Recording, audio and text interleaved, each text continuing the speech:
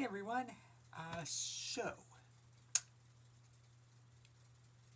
what I'm about to say is probably going to be surprising to all of you, especially those of you who saw my review of the original Winnie the Pooh Blood and Honey.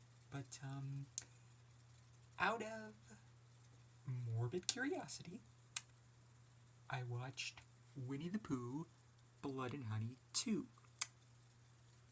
Again, out of morbid curiosity. And it was surprisingly okay. I know, believe me, I am just as surprised as you are. For those of you who may not know, the original Winnie the Pooh Blood and Honey was the worst movie I saw in 2023. And that movie I just happened to watch out of morbid curiosity.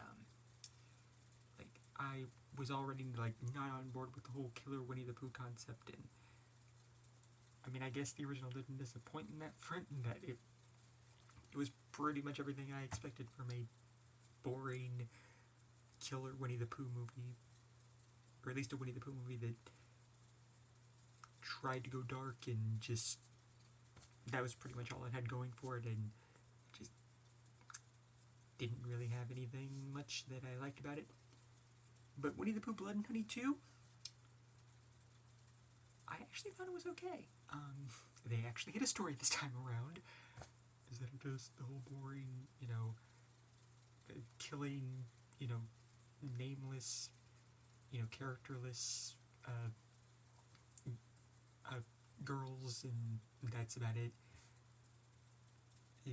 Blood and Honey 2 actually dived into, the psyche, kind of Christopher Robin, and it really expanded on the whole lore that they were trying to go for with this dark version of Winnie the Pooh, which, again, the killer Winnie the Pooh concept is something that, my childhood heart just, it shouldn't be able to, get on board with it at all, but I gotta give them credit, they kind of had me with this, with the lore that they came up with for half-breed Winnie the Pooh, and now Owl, and Piglet briefly, and although Tigger, he was advertised that he was going to be in the sequel, he doesn't show up until the last third, which was a little disappointing, given that he was one of the major selling points for this sequel, but when he was on screen,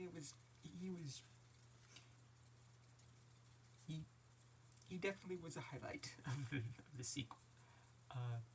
I like Simon Chambers as Christopher Robin, no disrespect to Nikolai Leon from the original, but Scott Chambers was really good as Christopher Robin in this. He really captured the innocence of the original Christopher Robin from the original Pooh stories. I liked his I guess, Mia, I think her name, her name is actually escaping me at the moment. I should know it. I just saw it yesterday. But I liked his girlfriend. She was a nice presence in the film. I liked Christopher Robin's sister, kid sister.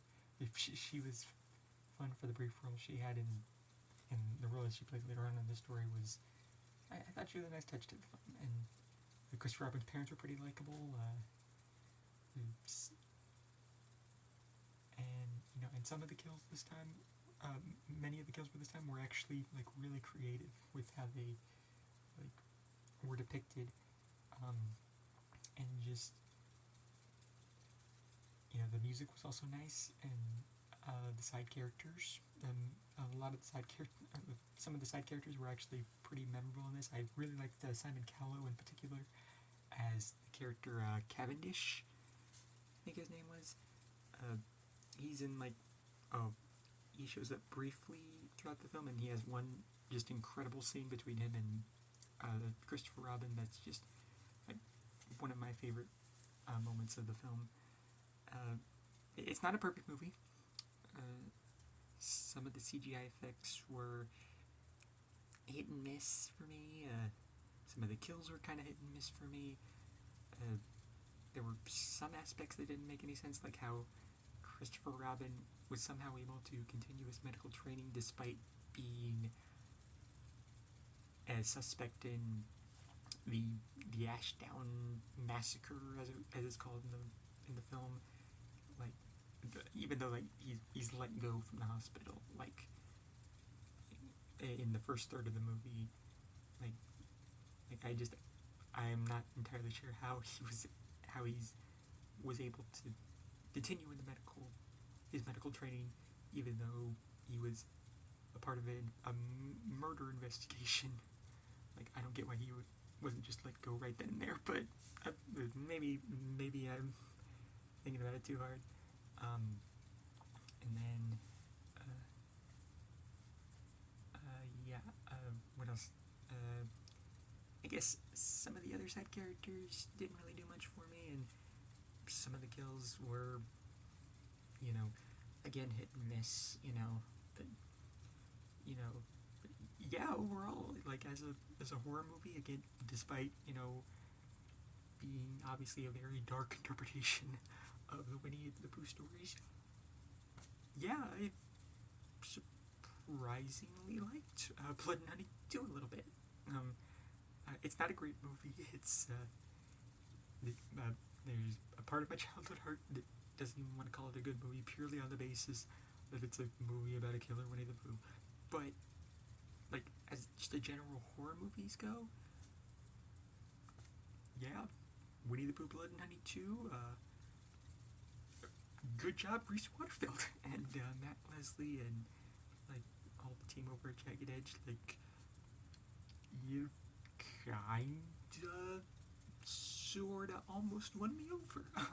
And I'm curious to see what other kinds of horror madness you come up with in this, what I guess is going to be this Poohniverse, this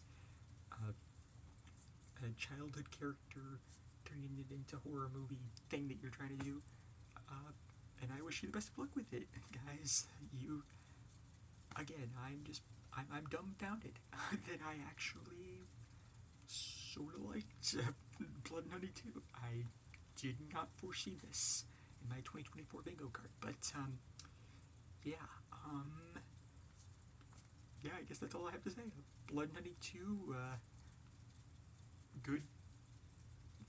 good horror movie. Yeah.